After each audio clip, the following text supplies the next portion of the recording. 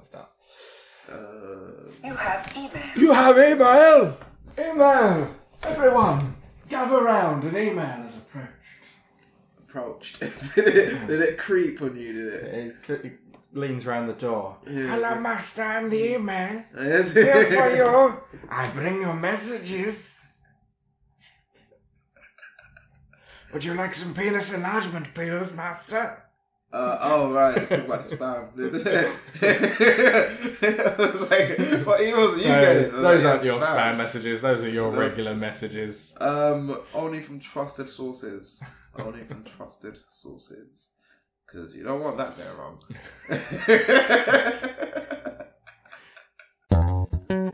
It's a wonderful waste of time. It's a wonderful waste of time.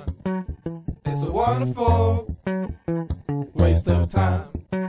It's a wonderful waste of time. Hello and welcome to the 39th ever A Wonderful Waste of Time podcast. Yeah, that is impressive. I'm Cross J-Line and with me as always is... Call in SG. What? Call in is the name of one of my tracks. But I'm also calling because I'm just, chilling. That's just kind of... cooling, not calling. Yeah. Oh, like, not calling. Not like phoning someone. No, I'm not or phoning yelling anyone. From a distance. No. Smoke signals. None of that. Carrier smoke pigeons. signals are actually... I wish I could Calling. master smoke signals. Yeah. I mean, yeah. Don't you? Nah, Morse nowadays code it's as all well. vape signals though, isn't it? Oh shit! Yeah, you can just do that. No, but they won't reach. It's not like you can't you just vape get like a the same napkin as and an vape actual... and then make signals. Steve! Yeah. I mean, Make that's me like, at a pub! That's like neighbour stuff. I'm talking about like next town. Long shit. distance, man. War in the like, next town. Yeah. I always like in stuff where someone fires an arrow to someone else and then they fire an arrow and it's like a chain of arrows to set off an alarm. That shit's cool. That is And, like, so outpost long and people, complicated. and everyone's just like perfect aim. Yeah, but I mean, I'm pretty sure by the time like, at least the fifth arrow is gone.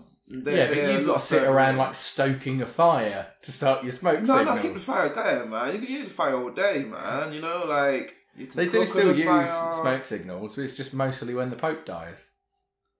Oh, okay. That's how they alert people. Is it? That is. Oh, okay. They light up a chimney they light and up a then chimney, yeah. the black smoke means the Pope's dead. White smoke means there's a new Pope. Cool. I think. I don't know. I don't work at the fucking Vatican.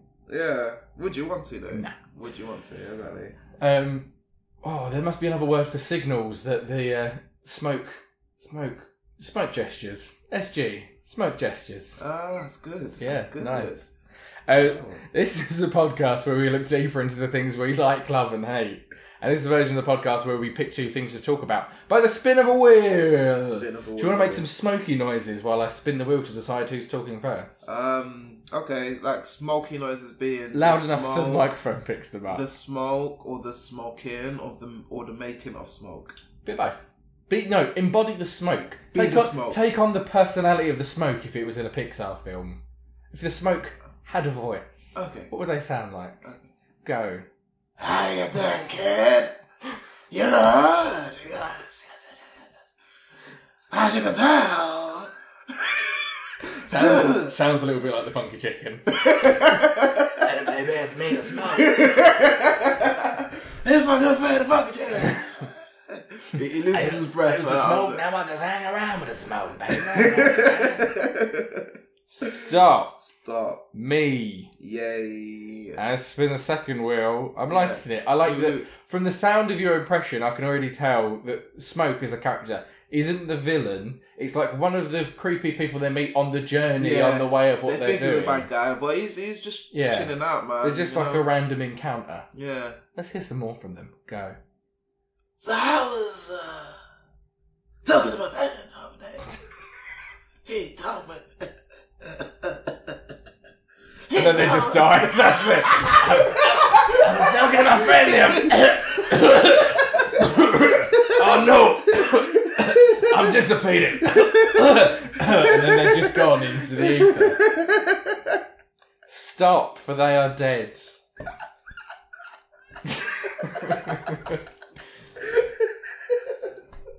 TV.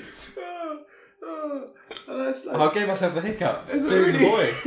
It's a really good, like, stop smoking ad, you know? Yeah. Like, Just a very brief bit in a Pixar film. They meet Smoke, Smoke's creepy, Smoke disappears. Smoke dies young. Oh, yeah, so if anyone wants me to be a hypocrite and make any anti-smoking ads, we're already way ahead. I want you to be a hypocrite, yeah. Hey, you want me to lie for money? Call me. I mean, that's like what every actor does. I suppose. That is literally it. But it's not lie when you embody the character.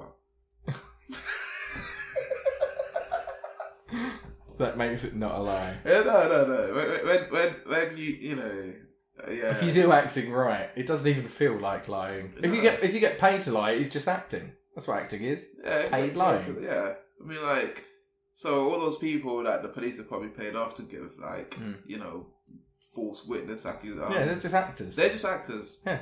That was actually the start of some really crucial careers. Yeah. Bruce Willis, in fact. That's how he got his, yeah. Apparently witnessed a murder. Die Hard. It's not even what Die Hard is. I'm saying he went from he witnessed the murder. They died hard. Apparently, he witnessed the murder. He didn't write. The police. I'm saying the police paid him off to be a witness in a murder, which he obviously didn't witness. And the next thing you know, he's done Die Hard. He didn't actually appear in the trial. That was like his audition tape. Yeah, exactly. There we go. That's it. Yeah. I got TV, just so you know. I have one of two things to talk about. Well, I've got three things, but there are two that I want to talk about at the moment. Either we can talk about a kind of parody, but we did parody episode before last. Yeah. So I don't know if it's too soon to do another sort of parody thing. It's a different kind of parody, though. Or doing a more realistic version of TV. Let's go with some realness, man. I'm going to go for the realistic version of TV.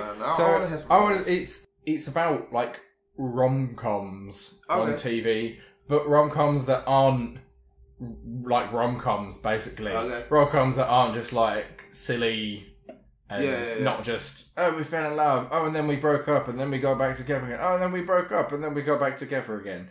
I'm not talking about that friend shit. I'm not talking about some Ross and Rachel shit. I'm talking about people that seem like they have genuine problems, and I like it. Okay. So I specifically wanted to talk about a film, TV show, not a film. I've got films on the list as well, though. That doesn't matter. They don't count. I can still talk about it. I wanted to talk about a TV show called Love. Have you seen that? It's on Netflix. No. It's Paul Rust and Gillian Jacobs. Cool. It's really fucking Paul good. Rust, and it's worth watching. But the reason that it works for me is because they're quite dysfunctional. But that's the baseline.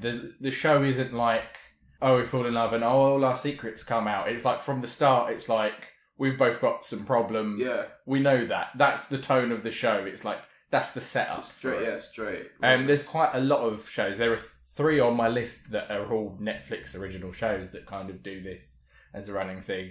But that's the one I really want to talk about because I really, really like that show.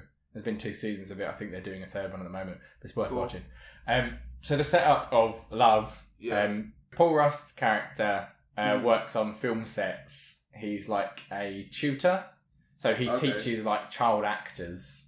A sort of normal guy. He's kind of nerdy. He's a little bit awkward and stuff like that. He's kind of a very relatably shit at being in a relationship character. Yeah. But then he meets Gillian Jacobs' character, who is... She's a bit of a badass, but she's a bit off the rails. So they don't seem to fit together when they first meet and stuff like that, which is all like typical stuff that you'd expect in like a rom-com-y thing. Pee-wee's Big Holiday. Keep going. Was he in that? Yep. Really? I didn't know that. Her character is basically addicted to drugs. She's an alcoholic. She goes to loads of self-help groups and stuff like that. But she's also what is considered a love addict. Okay. So she is in like really toxic relationships because she feels the need to always be with someone so that she's got some like support or something to blame for when she fucks up and things like that. So she's kind of very broken in terms of having a relationship. Crazy. But they meet and it's like really normal. It's like a thing that actually happens in real life. So at first she thinks she's a sex addict, and then later on finds out that she's like. So she goes. She's a... Yeah. So okay. she. Well, no. Other people seem to think she's a sex addict. Okay. Because she keeps like shagging like her exes and stuff like that, and it's always like violent. There's people that have really fucked her about and stuff like that. Okay, but cool. she keeps going out with them. Yeah. But then she finds out that a love addict is a thing, and so she starts going to like a sex and love help group. Wow. But she also has to go to like one for drugs and one for alcohol. She's like got a very addictive personality. Sounds it. Yeah. So it's interesting because she's like this like really attractive woman. She's really cool. She's really funny. She's like everything that Paul Rust's characters. So their names are Gus and Mickey. She's called Mickey. Cool. So everything that like Gus would probably have imagined he wanted in a woman when he first met her. Like she's laid back and easygoing and stuff like that. Yeah, I mean she definitely looks better than him.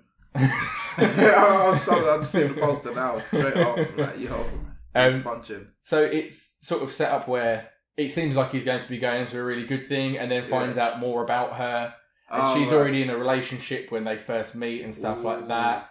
But then eventually, it's obvious that they're going to get together because obviously that's the show. It's called Love. You know what I mean? But it also does well with that though, in the fact that you know what's going to happen. That's the setup. That's what all the posters are. It doesn't bother going like, "Oh, that's not going to happen." It's just like, wait for it. We're going to show you why it might not necessarily work. Yeah. Because it's silly in a lot of rom-coms that they play the whole thing of like, we hate each other at first. And it's like, but you're on the posters like holding hands and shit. We know you're going to get together. Don't waste everyone's time. It's real. It's real. Do you want to go back a couple of years and just tell Rachel and... Ross and Rachel. Yeah. And Friends. Well, it still happens. It's not like The Big Bang Theory doesn't exist. Oh, no, but I mean, they cleared that up in one season. No, they kind of still have the thing of them break up and then get back together, don't they? Really? I think so. Someone got divorced, I think. Maybe. Divorce? Maybe. I don't know about that. That might be more extreme. I don't remember that. Oh, no, it was in, what's How I Met Your Mother? Oh, yeah. They split up, didn't they? Oh, no, they split Marshall up just before... what? Marshall and... Yeah, Marshall and Lily. Yeah. They broke up just before they got married. And then got back together and got married. So it was like just before they... I've actually recently watched those ones. Where they're about to get married, then she freaks out because she doesn't know if she should be a painter.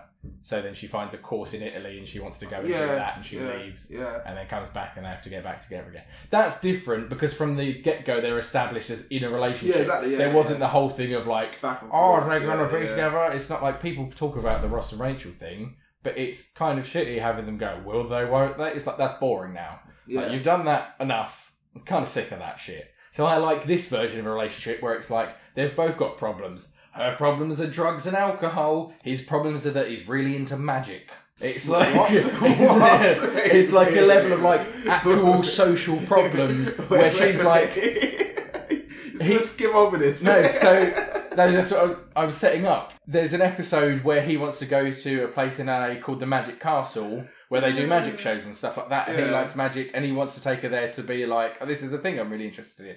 She thinks it's completely fucking stupid, which is how a lot of people feel about magic. So it's kind of that thing of like, when they're in a relationship, they have the actual awkward stuff of like, we don't actually necessarily fit together, but we actually just like each other. Can I just come straight back to this magic thing? Yeah. When you say he really likes magic, he does know it's fake, though. Yes. Okay, he just really. Yeah, no, he doesn't think magic's real. Okay, cool. I'm just saying, like, there are levels to this. Yeah, he's interested in magic. Okay. He just thinks it's really that's fair. interesting to try and work out how people really cool. do magic and stuff. It's really cool. Yeah, exactly. So there's both sides of it. Some people just think it's silly, dorky shit. Some people really are interested in it. And that's fine. But the point is that there are so many people that have a thing that the person they're going out with they think is stupid. 100%. And then they have to learn that maybe it's not, or even if it is, if they like it, that's fine. And that's kind of the point of that bit of the story. I've had to twist many an arm into anime. Into anime. Yeah, man.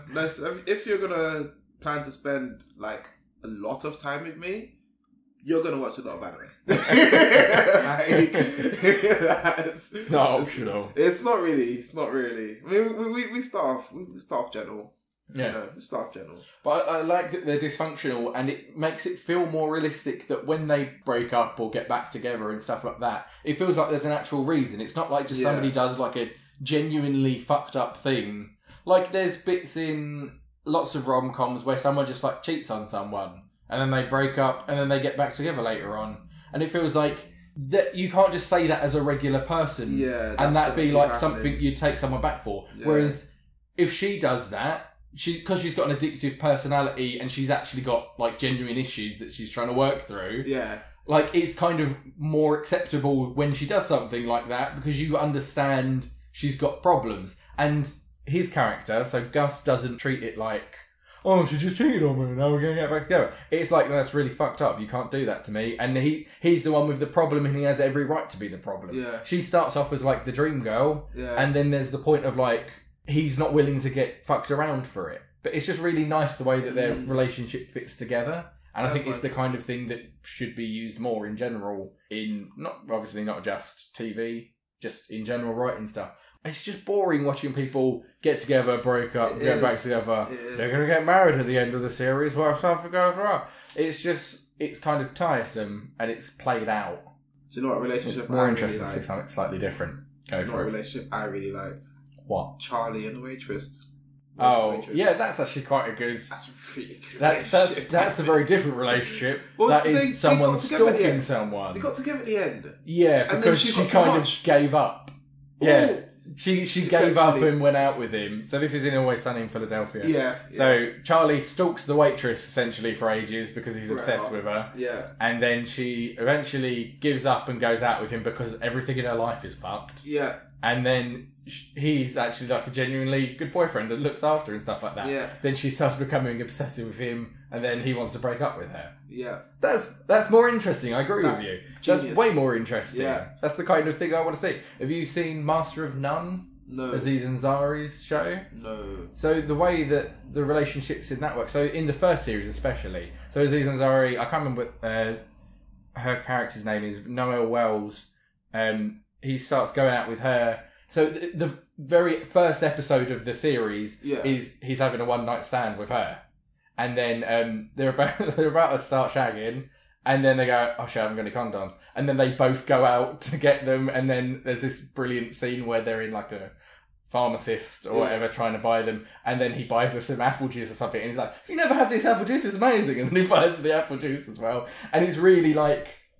They're really adult about the fact that they're having sex. It's not you know, on TV where people are like, oh, it's like a saucy... It's just like, we're going to have sex. Like, they just go and get stuff and then they go and have sex. Standard. That's a better way to start a series. But then he starts dating other people because they're not actually together. It's just like a one-night stand. Yeah. And then eventually they meet up again and then they start dating. And then there's a couple of episodes where they're together and one where it goes through like a year of their relationship or something like that. And it skips ahead and it shows how they get frustrated once they move in together and how they like don't actually get on as much, and that they've both got sort of like problems with each other. Once they're closer together, the further into the relationship they go, the more like acidic it becomes, and they start, as much as there's the things they love about each other, there are things that irritate them enough that it makes them argue all the time. And then it gets to the point where she is going to move somewhere else for work, and he considers going after her, and this is a spoiler for the end of the first series of it.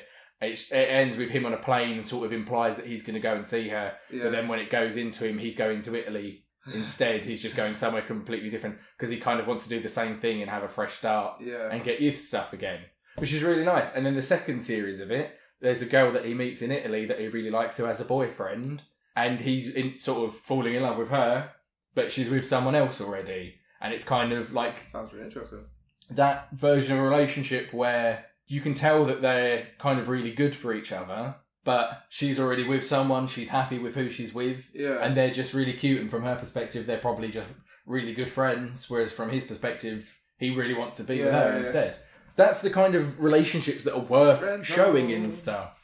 That is really interesting. That show sounds... Is that show based around them? So it's partially based on Aziz Ansari's life. He's one of the writers. There's several people that write it. It's really good. It deals with a lot of other really good issues as well. Really That's really well done.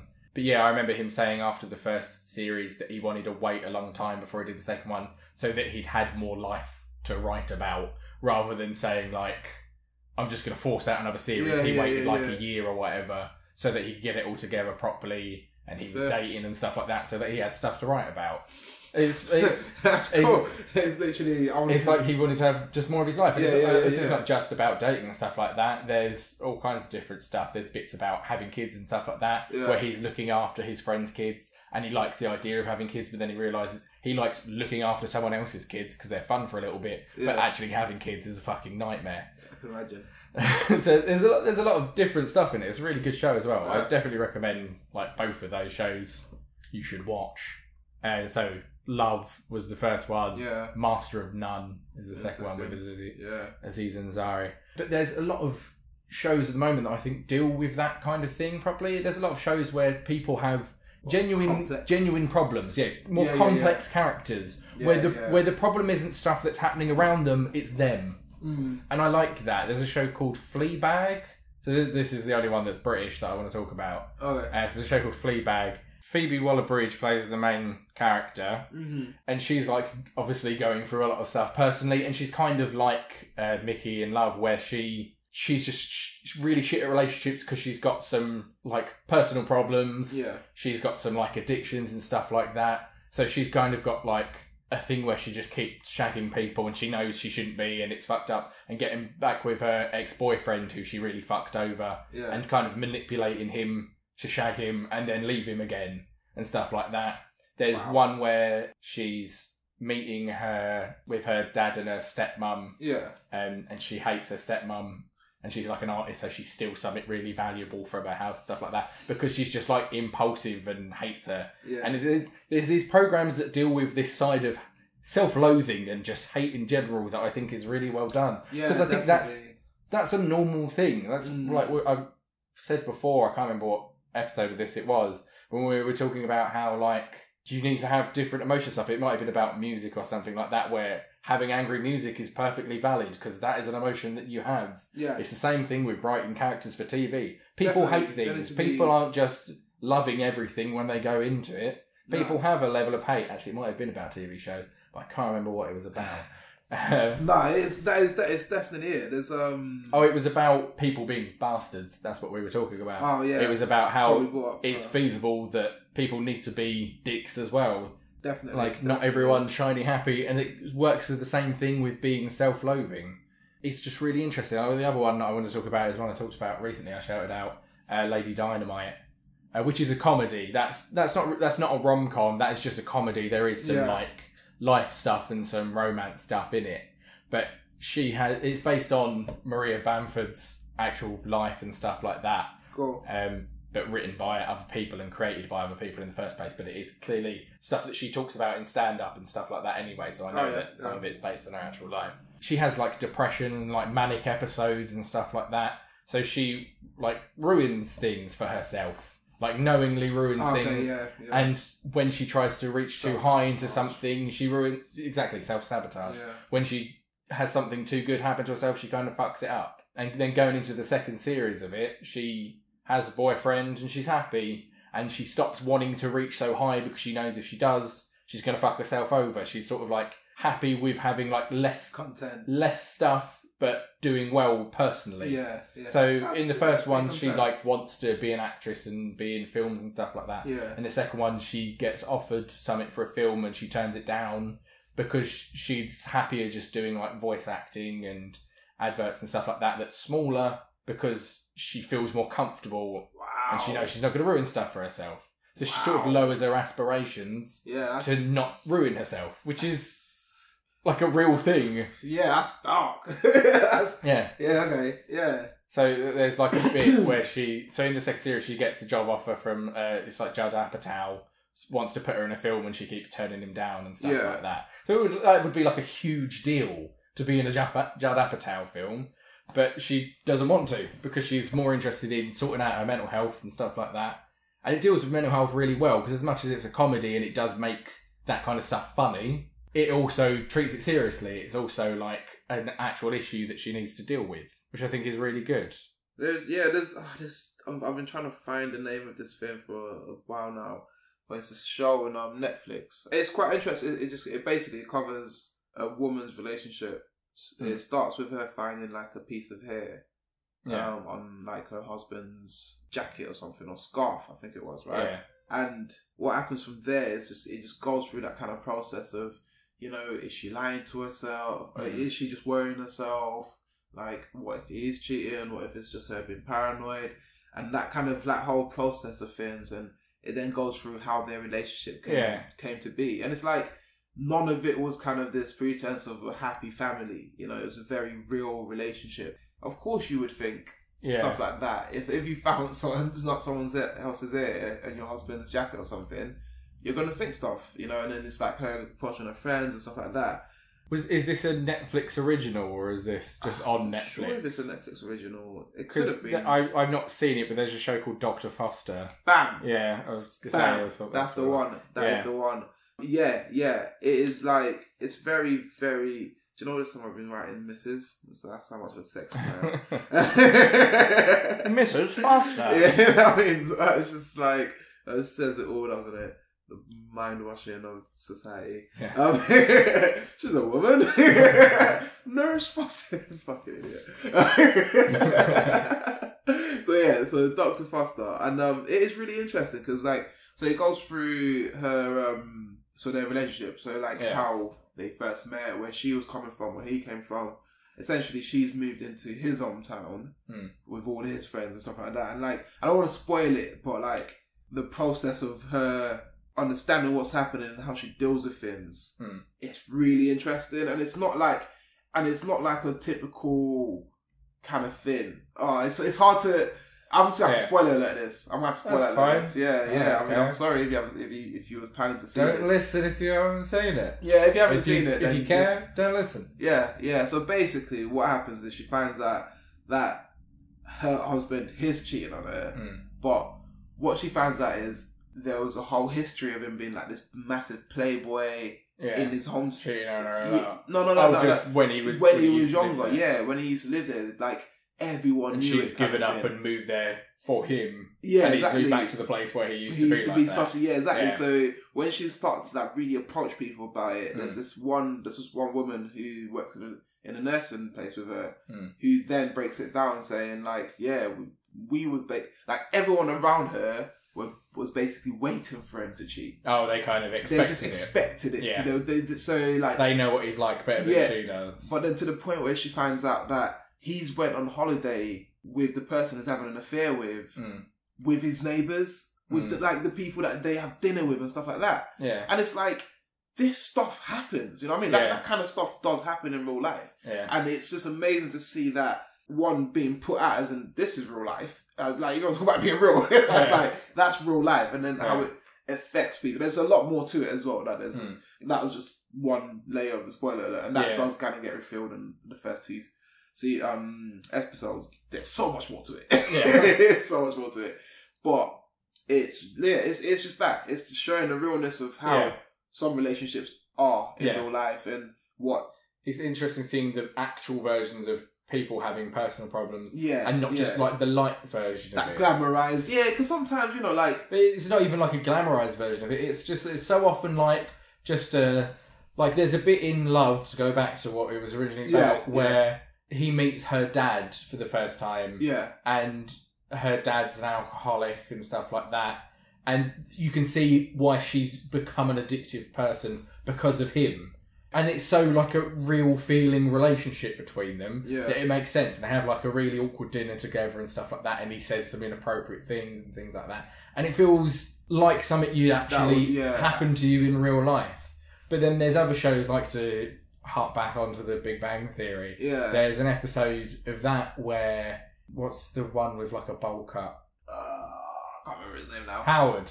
Yes. Howard. Yes. So where he meets his girlfriend's dad. Yeah. And he's just a bit brash and doesn't understand him being a scientist because he likes fishing. Yeah. And it's just that's just such a light version of making it so generalised so that everyone can relate to it more directly because it's so open. but it doesn't really. It's not an actual problem. Yeah. You can see that like that's a stupid petty thing, and it obviously it's all just stupid petty things, but it feels like numb and pointless. Yeah. Whereas in love, it feels like you can see how he's fucked her up. You can see how he could probably sabotage their relationship. Yeah. You could see his effects. There's more layers to actually what the characters are. It feels more honest and more brutal Yeah. to how people actually are. Yeah. Yeah. And how people actually are. It's not like this, I guess glamorized is wrong word for it. Just this kind of sugar-coated reality. Sugar-coating it. Yeah. Where everything's not that bad. Where it's just like these are minor problems. Where it's like, no, if you're really in love with someone and you find out that their dad hates you, that's not a minor problem. That's going to really emotionally fuck you up. Yeah. That's serious shit. That's not minor inconveniences. And it's nice to see that kind of stuff. I didn't want to spoil a lot of the other shows, but you have these points in all of them where you get this idea of why a character's like that. And it's really interesting to understand their history and get this reveal of why they are who they are. So I don't want to spoil it in all of them, but I'll spoil it for you afterwards just so you get an idea of it. Thank you. I appreciate it. But to have a moment where you get clarity of their character. Yeah. Where you see something that's happened to them, or you see some aspect of their life and you start to understand this is where it all kind of comes from, is really well done. Totally. In pretty much everything I've mentioned. Totally, yeah. Just one more thing that does this, just to slick it in, don't want to talk too much about it. BoJack Horseman. Amazing.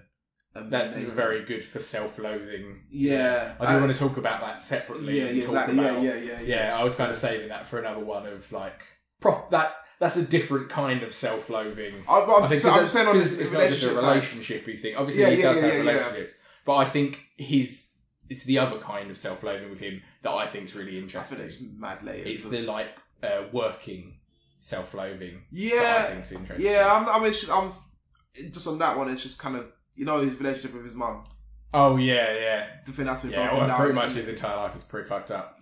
Yeah. That does tie in well to what we were talking about. Netflix seems to be picking these up pretty well. Yeah. Netflix is leading the way, man. BBC Three, take lead. Yeah. I think we'll leave it there for this bit, and then we'll come back. If one of us lands on cartoons, let's talk about BoJack Horseman. Okay, that makes sense. See you in a second. It's a wonderful waste of time. And welcome back. I want you to do more smoke sounds when I do the thing again, just because I enjoyed it so much. It's going to be an easy Imagine now. He's very briefly come back to life. Yes. Oh no, it's like his child. It's like a waft. Yeah. The cat's fast. Go. Hey, I believe you saw my husband down there. Oh, he was a good man, but he was an even better lover.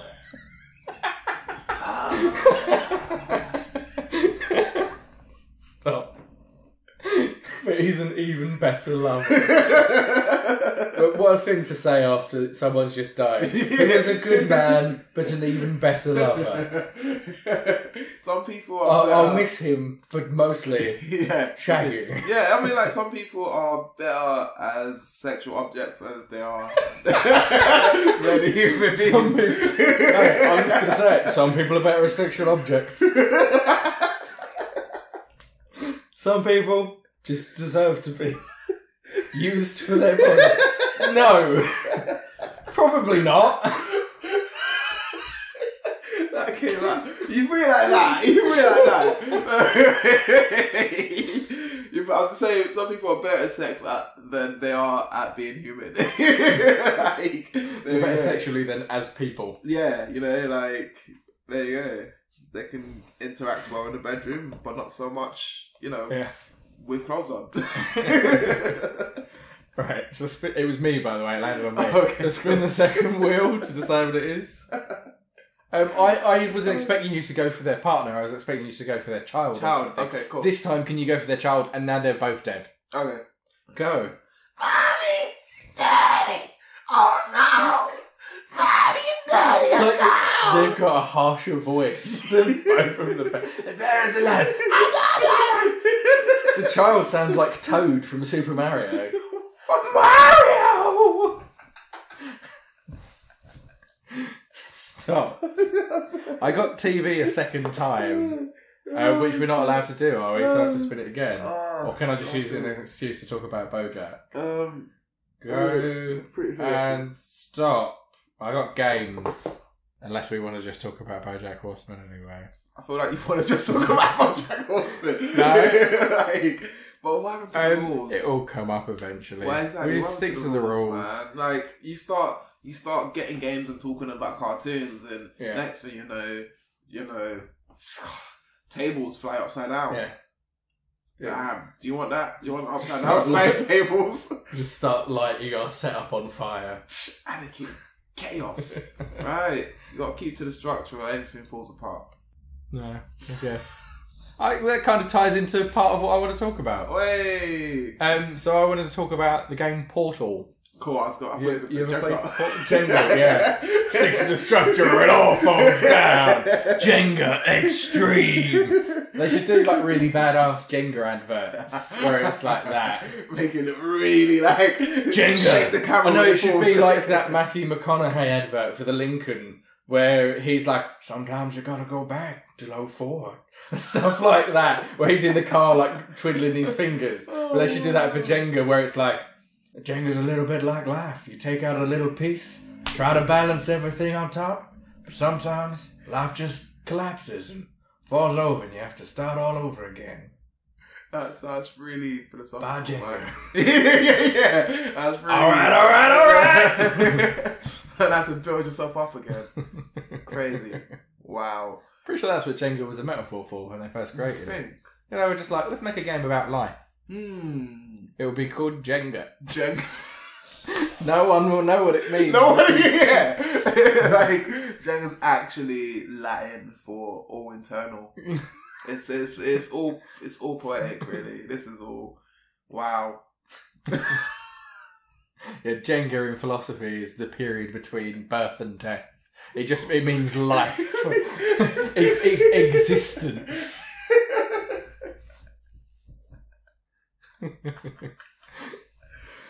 So, I wanted to talk about Portal. Have you ever played Portal? Twice in my life. Twice in your life? Yes. Which one did you play? The first one or the second one? Ooh, I couldn't tell you. They're pretty similar. Yeah. There's some minor differences. Oh, both. You played both? I played it both. I played it twice at two different points in my life. And in fact, the first time I played it, the first one I played more than twice. So, but I played both. But they're both real good. They're just really cleverly set up puzzle games. They are interesting puzzle games. I'm not saying I got really into it, but it's also because I briefly played them. Yeah. So the setup of Portal is you're in some kind of test facility for a company called Aperture. You get a portal gun that you can shoot onto only white surfaces to create portals for some reason. You create 2 portals and you can teleport through it. Boom. Basics. Done. Simple. It's just a puzzle game. Yeah. It could easily have been shit because it's just based on that. Just that, yeah. But it's really good because it's got such an atmosphere to it. Yeah. So it's, apart from the fact that it's really cool in the way that it uses logic, and it is a really good puzzle game. Especially the second one. I think the second one introduces some slightly different stuff that I think makes it more interesting than the first one. As much as I still like the first one as well. And the story is really good in the second one as well. Okay. So you are just like this woman who is being essentially held prisoner. Yeah. To go through all these things. The only thing that you've got is a portal gun, and you have these specially designed shoes so that if you land from a really high up, you don't immediately break your legs. It's like a always helpful suspension heels. Can't remember what they're actually called. But you just solve these puzzles where you've got to work out how to move things around a room by shooting the portals out, moving things around, like you carry around the little block, which is called a companion cube and stuff like that. And you put things into place. It's basic puzzle stuff. You go through all these test chambers, you got to try and get out. But the game has a point in it where it breaks itself. And that's why it's really interesting story-wise. It breaks itself? So you're just in this facility where you've got to try and do other things. Yeah. And then you eventually find out about other people that have been in there. Oh. So you notice part of the course is broken. and you can go into like a little back room behind the scenes and stuff like that. Okay. And there's all this stuff scrawled on the wall about someone else who's been trapped in there for so long, and they've had to just keep completing the puzzles, and they've been trapped, and they're trying to escape. Okay. I think this is something they did a little bit of in the first one, but more so in the second one. So in the first one, it all builds up to a very well-known phrase among the gaming community: the cake is a lie. The point of that phrase is that there is a point in the game where the computer that is telling you what to do says if you complete it, you'll get a cake. Oh. So you start to break everything down in going that someone else has told you that the cake is a lie. There is no cake. There is no cake. Oh no. You're probably going to die in here. Oh no. So the second one is really cool because it takes GLaDOS, which is the computer system, which is in the first one as well. GLaDOS is the one telling you what to do all the time. Yeah. And GLaDOS is the one who, spoiler alert for the end of the first game, tells you like there'll be a cake at the end when you finish the whole course, and then tries to force you into a furnace to murder you. And you have to escape from it. And then you find out that there actually is cake. Oh, GLaDOS just doesn't want to give you that fucking cake. Fuck's sake, Because GLaDOS wants to kill you. GLaDOS, that's not nice. At least kill me after the cake. Yeah, let you eat the cake and then murder you. So Poison the it cake. is funny though because it Everyone ends with you escaping and managing to shut down GLaDOS. Oh, okay. And then it just, on the credits, has just a shot of a table and chairs with a cake on it. And then like all streamers go off and it's like a little party that you could have gone to if you'd done what you were supposed to do or whatever, if you hadn't broken the game by doing part of the game. You know what I mean? Broken the game within the game of doing Aperture's tests. If you hadn't broken the tests by going outside and exploring the other things that you've been told about to find out that everything's a lie, which you have to do. So it's like part of the story that you have to break away from it. So you've got no other option. So in the second game, you start up GLaDOS again because you have to get out of where you are. Oh. But then it's got this full story with some really weird bits. I think there's more story in the second one than there is in the first one. Cool. And it's more about GLaDOS and how the whole place was created. So in the second one, you start managing to get into like the offices and stuff like that. Yeah. You find out about the person who started up the Aperture company and what it was all for originally and how you ended up in the tests. Well, you don't find out specifically how you ended up in the test system, but you find out why they've started carrying out tests and stuff like that, and why GLaDOS was created, and that the point of GLaDOS was to essentially look after you while you were doing the tests. And GLaDOS is like based on the guy who made its wife and stuff like that. There's all this like history for them, but GLaDOS is like a rogue AI that is fucking your shit up, trying to murder you. Why is all this rogue AI just coming out? Like, but there's a really fun bit where GLaDOS can't continue going with you because of their physical form. So you have to put them into another computer to carry them around. And it's like a little potato, you know, like a potato clock? Like a potato with some wires. Essentially that. You put GLaDOS into a potato and carry the potato around with you instead. Decent. So in the second one, the setup is that you have another companion who's called Wheatley, who's a little flying robot. Who is supposedly going to help you escape. And again, spoiler alert, because it's the story that I want to talk about. Because like I say, if you just talk about the puzzles, it's just a puzzle game. But that's why it works for me, is because the mechanics of the game is purely, it's just puzzles. Whereas if it tried to do too many things, it wouldn't have been interesting. If it was like, oh, you can shoot the portals and you shoot people or something like that, it would have been stupid. But the fact that it is just a puzzle game and they put this in-depth story into it is why it's really interesting. So Wheatley's supposed to help you like escape, essentially, and try to get you around GLaDOS, and it knows about GLaDOS and it's worried about it. And it tries to lead you through all this stuff. And the second one has these puzzles where you're doing slightly different things. It's all like physics-based, more so than the first one.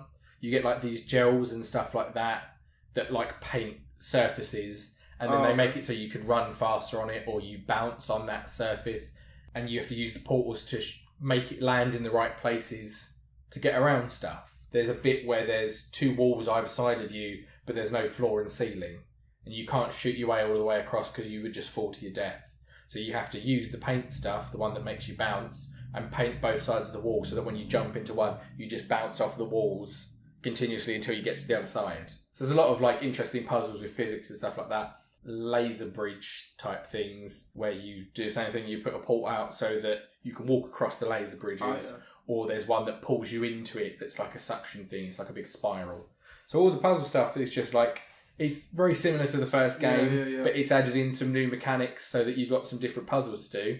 Then the story becomes this whole deeper thing about GLaDOS and the AI again, where by the end of it you find out that GLaDOS isn't as evil anymore. Well, in the first one, they tried to kill you. By the second one, it's not really trying to kill you, and there's a point in the game, spoiler alert, obviously, where Wheatley says the only way to shut down GLaDOS is to plug Wheatley into GLaDOS. So Wheatley takes over GLaDOS, and then all the evil parts of its programming that were making GLaDOS evil make Wheatley evil instead. So the exact same thing happens where he starts trying to kill you. But then he starts activating other little robots that are just like him, like little spheres with eyes on them. And you get this bit where the end game of it is trying to defeat him while all these little ones come and attack you. But they've all got like personalities because they're all different AI. So one of them's like gone insane and stuff like that because it's been trapped in this little dark room on its own for ages, and it just keeps saying, I want to go to space, I want to go to space, I want to go to... Because all it can see is just like outside. It knows there's something else out there, but it can't escape. So it's like an AI that has a personality. It's just a little ball, but it can talk, and it has all this personality stuff in it. I think it's really interesting the way they did that. But yeah, I just wanted to talk about like doing like a puzzle game on a console. You need some story. You need something, because otherwise it's just like monotonously doing a puzzle, and it's kind of like there's nothing to keep bringing you back to turn your console on to keep doing that kind of thing. Whereas something like the way Portal's done is really interesting, and it has a full story to make you go through everything because you're finding stuff out. And it makes sense that it escalates in the puzzles and the stuff that's happening because there's all this like back history of the company and things like that. Definitely. It sounds like there's definitely something to get invested in. Which is good because, like I said, I briefly played it and I didn't enjoy it to that extent. Into it. I mean, like obviously, Portal's not a game you just kind of pick up and play though. Like I feel like you have to get used to it. Because you've got to be used to working out how to solve the puzzles. Exactly. So do you like puzzles in games in general? I do. But I like puzzle games with regards to like Tomb Raider. So that was the other thing I wanted to talk about, was that the part of the reason I like this is because it is just a puzzle game. I like that I like puzzles, and I like having a game where it is all about solving puzzles compared to a lot of games like they do it in Tomb Raider.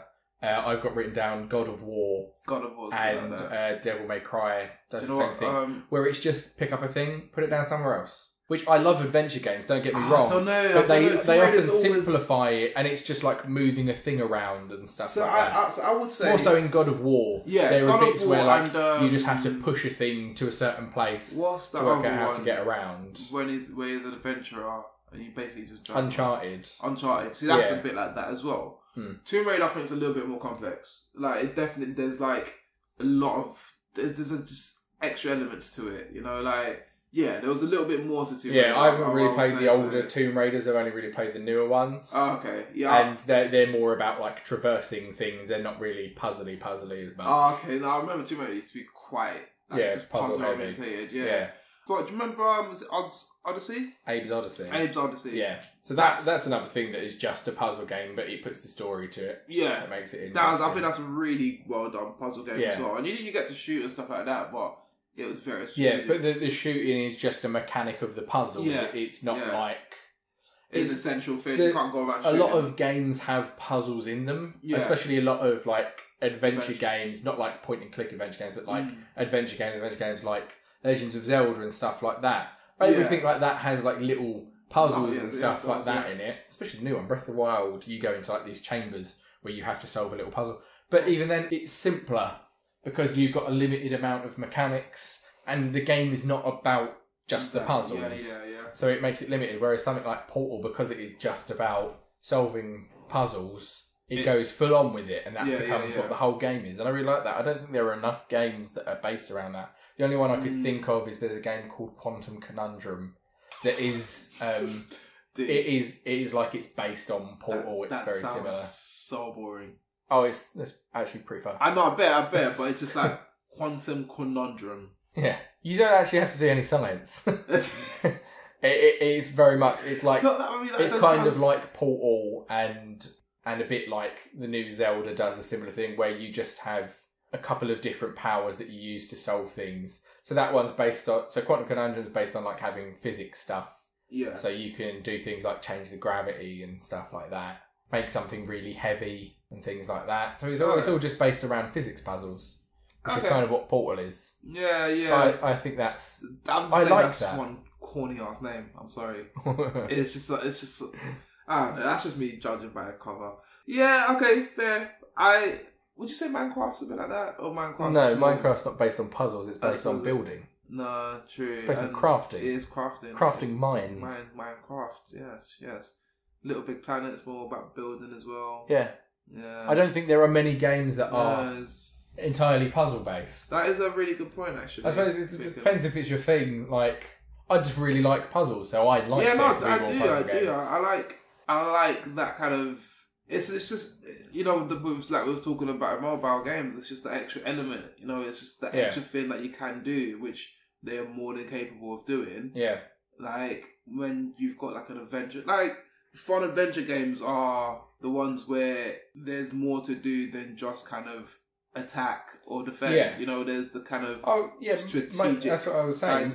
Most adventure games do have some level of puzzles to give you something to do. But I'm saying that I don't think there are enough games that aren't the adventure side of it that are that are just actual, puzzle games. So, like, say, if I can use a Game Boy game, actually, can't remember what it was called now. It's something Wars, and what you do is you set your tanks, but it's basically it's a Game Boy game. I think I know the game you're talking about, but I can't remember what it's called. Yeah, it's an old one, but it's very much okay. But let's go back to Age of Empires, for example. Yeah.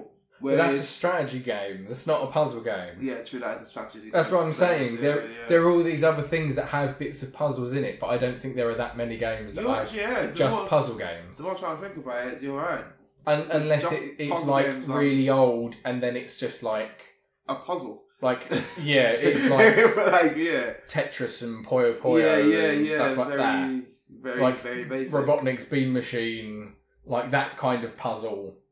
It's not since that kind of stuff. There aren't that many games now that are based around doing puzzles and in an interesting way. I think that's why Portal's so interesting.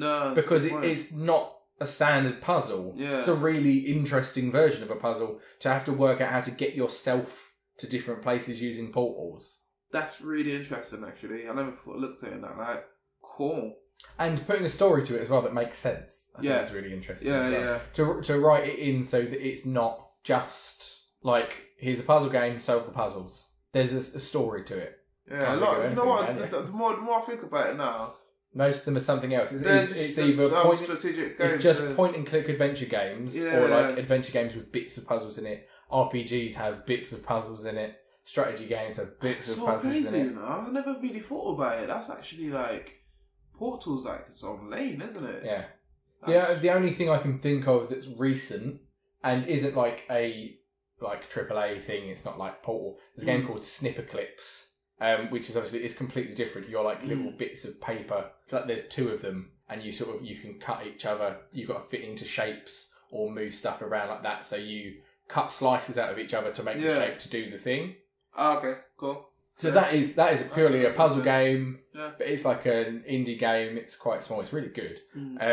But as I'm saying, there's nothing to like the level of Portal in terms of puzzle games that's entirely puzzles. Yeah, that's really interesting. And I like puzzles. Puzzles are fun. But I can't think of something that's like that original. No, I like apart from, like I say, Snipperclips is really actually clever. My brains right now, man. And there's not much else. It's always just like a rehash of some other puzzle. Yeah, wow. I'm so stumped. It's so crazy. Because everything else I'm thinking about, that is like, building strategic, basically. They're just more like RPGs. No, they're not. There's no RPGs with like puzzle. There are RPGs with puzzle elements in it. Yeah, but it tends to be like strategy puzzles and stuff like that. Damn. Wow. Or I suppose in a way, Portal's kind of like platforming as well, but it is platforming to create the puzzles. You know what I mean? Yeah. So as much as you can say like you go around to do platforming, I think straight up it's made for the puzzles, not for the other stuff. I'm trying to Google to see if I can find anything else, and it's come up with like Fez, which I don't really. I think that was just a platforming game. I don't really think of that as being a puzzle game. And Braid, which is that's a platforming game where you can change time. So kind of like Prince of Persia, you know how you could rewind time. Yeah. So you could do that in Braid. You use it to traverse the level by rewinding the time of how everything's happened, so that you can get around. Okay. So that's a puzzle game, and that's quite original in the way that it works. Then again, I've just said that it's kind of like Prince of Persia. So is it entirely original? Maybe not. But it's only in like indie games and stuff like that. Yeah. And I don't think you could call Portal an indie game as much as it was from like not a major company when the first one came out. They're obviously a huge company now, but had Valve done much other than Half-Life that was that big when Portal came out? I don't really know. Couldn't say. But there's not as many big puzzle games. Everything that comes up is just so many old things.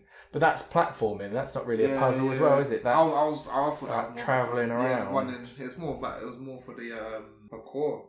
Parkour. That's what Mirror's Edge was big for, wasn't it? It was kind of the whole running around there. So. Yeah, that's another one. Right, I'm finding examples to sort of throw me off of it, but it's still to the point where there's not many.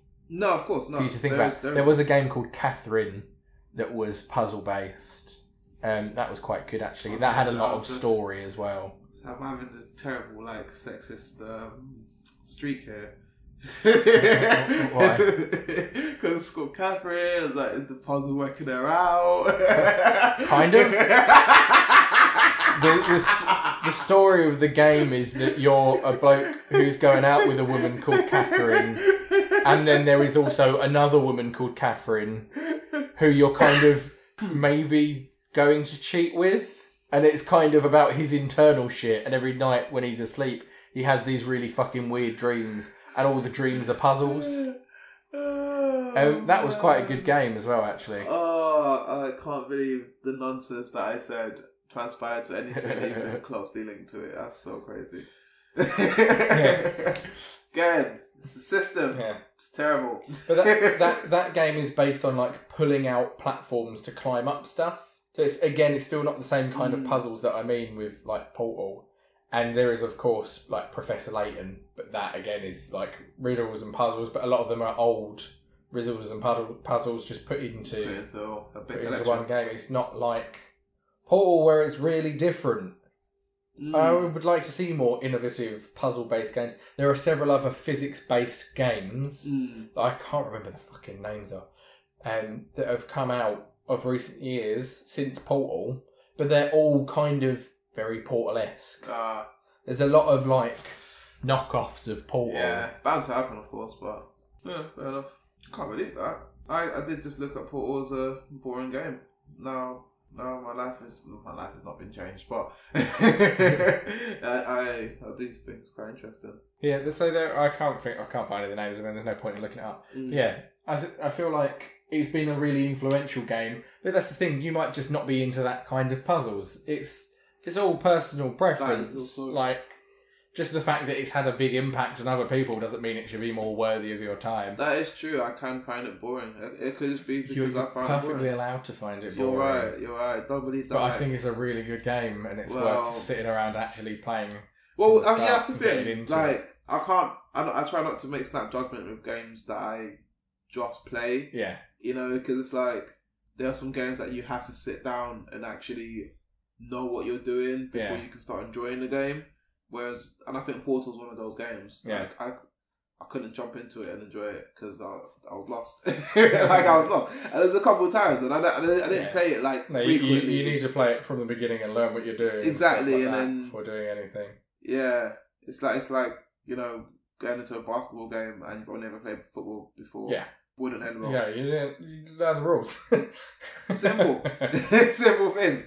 Yeah, so I just kind of really wanted to say that I feel like there should be more money put into those Games kind like of that. games. And I'd just like to see bigger versions of games like that. Because it's always... that? No, not of that specific... not bigger than Portal. I mean, like, there's a lot of other indie games that are puzzle games, that are purely puzzle games.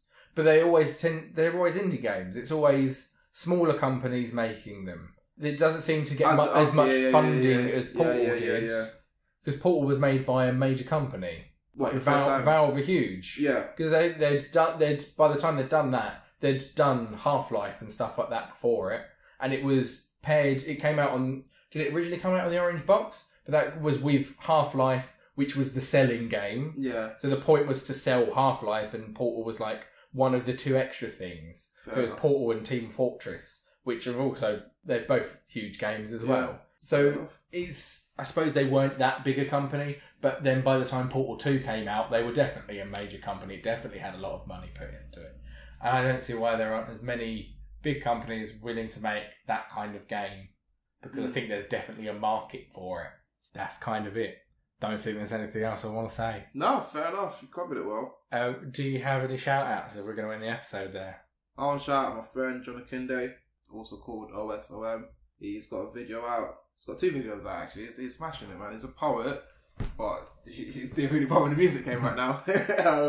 So he's got one video out. It's not his favourite song because he says, and this is a personal thing he said, but I'm going to share it with the world because I'm that kind of guy. He says it's not the kind of message he wants to send. You know, that's why I want to share it, because I agree, but it's a good song. It's on Grand Daily. It's called Baby. So, you know, and then he's got another song out on Black Box, actual song called Animal Farm. Is it about based on Animal Farm? Yeah, very clever, and it is very much a message he wants to put out there, and it's very good. So OSOM Animal Farm, Black Box. Check it out. Cool. I'm just going to shout out one of the things I already talked about a little bit, because I think it was like it may have been overlooked slightly. Okay. So I talked about Fleabag a little bit. Oh yeah. In the first half, but that was a really, really good show. Like, I was genuinely impressed when I watched it. Yeah. Like, I wanted to watch the whole thing when I watched a bit of it, because the character's just really well written, and it's really funny and dark, and like internal monologue's really good. So I would say watch that. I don't know if it's still on iPlayer. I'm sure I saw the DVD. iPlayer. Yeah, on BBC iPlayer. Yeah. But I saw the DVD somewhere for like £7 the other day. So it ain't like it's expensive. Like £1 an episode. But it's worth watching. It's really good. And yeah, I can see her doing a lot more based off the back of it. Like, she should be getting so much more work. And I hope she does a second season of it, because it was really good. I know that she's in the Han Solo film now. So she's doing. She got something else afterwards anyway. Yeah, you know they're doing a Han Solo spin-off. No, you didn't know that. That's so sad. Disney are like, they are the devil. Oh, Disney are going to chop up all of Star Wars. They're literally the devil. They're going to try and tie too much stuff into it and ruin it. Yeah, man. They might as well just put the motherfucker in a blender and juice you can say that 7 was really good. Rogue One was really good. 8 looks really good. It all looks really good. So you kind of really. This is something I'm not extremely proud of. What? I haven't watched any of the Disney Star Wars. Then what are you complaining about? Because Disney are the devil. If you haven't seen any of it. Because Disney are the devil. Disney are not the devil. They are the devil. They're very close to... If Disney, PepsiCo and Nestle got together and then Coca-Cola was kind of just a tail, we've got the devil. Boom. Disney have also done a lot of great stuff that everyone loves, including you. Who? Disney? Yeah. You like Disney films. You like Pixar films. Joe, you like Marvel stuff. You like the Muppets. They do a lot of good stuff. They didn't start the Muppets. Yeah, but they bought it. They own it now. You see, that's what I'm saying. The new Muppets films were after Disney had bought them. This is what the devil does. I just want Disney to repent their ways, man. And have you got a question for the day? For the week? My question would be, right? Don't be about Disney being the devil. Why do your fathers lie? No. I'm thinking more on the relationship side of it, with love and whatnot. Is if there was one relationship, I'm looking at really famous relationships now. Yeah. You know, if there was one relationship that you would have happily fucked up, which one? What, a famous relationship? Yeah. So it could have been a celebrity one. It could have been characters. But I want to know why. Like, is it a relationship in something that annoyed you that you want to sabotage? Yeah, essentially. Actually, it sounds a bit dark, but everyone's got a dark side, and everyone's seen a relationship and think, yeah, you know, like, or he don't belong there, or just something, Okay. And if your reason is a bit morbid, yeah, of course. If your reason is not the fact that you're an utter bigot, then please, comment. Even if it's jealousy. Jealousy's fine. Anything apart from, Yeah, unless it's some prejudice. Yeah, basically. Don't bother commenting. There's no bother. I'll just delete your comment, probably. That's essentially it. But, Two white people in a relationship? 2017! To be fair, it is 2017. See how even when I make the joke, I had to make it about white people. Yeah. So it was okay. I appreciate that. Because when you do that, it becomes absurdist and not sad. Exactly. See? It's really good. You understand how to be funny without being an arsehole. Imagine people... You can write a book about that shit. That's why I write my book, White Jokes. White jokes. It's just all the jokes that people make about every other race, but I replace it with white people all the time. Oh, man. That could probably work, We'll I don't think it will sell though. Are you... White consumerism. If you want to hear more from SG, you can go on mrsouls.bandcamp.com or soundcloud.com/Mr. Souls. Mr. Souls spelled MRSOLS. If you want to hear more from me, you can go on YouTube and search Renegade Pineapple, where I play Let's Plays, and we're playing like Mario Odyssey and stuff like that. We started playing a Mary Kate and Ashley game. That's a puzzle game. I saw that post the other day and I was thinking... Do you like the picture I made for it? I didn't see the picture. The picture's beautiful. Oh, okay. The Mary Kate and Ashley game. Pretty fun. Mary Kate and Ashley. Surprisingly fun. So... It was based on another game. It was like a German game, and then they reskinned it as Mary Kate and Ashley so that it would sell in America. Okay. It was based on a cartoon that wasn't known in the rest of the world. Okay. So it's actually like it's actually quite a fun puzzle game. Sure. But it's funny because it's Mary Kate and Ashley. Yeah. If you want more from the podcast, probably wherever you are, you'll be able to find links to find us everywhere else. We're on iTunes, SoundCloud, YouTube. You can leave us a review, you can leave us comments, you can like, you can comment, you can subscribe. I already said comment. Comment again, do several comments. Answer the question of the day, tell people about it. Email us at awonderfulwasteofemail@gmail.com. Spread the word about the podcast if you enjoy it. That's it for this episode. Next episode, we won't be doing a top 5. We'll be doing one of the special editions where we draw shit. And we make something up. We do a creative episode. Oh, yeah. See you next time. Bye-bye. Goodbye. It's a wonderful waste of time.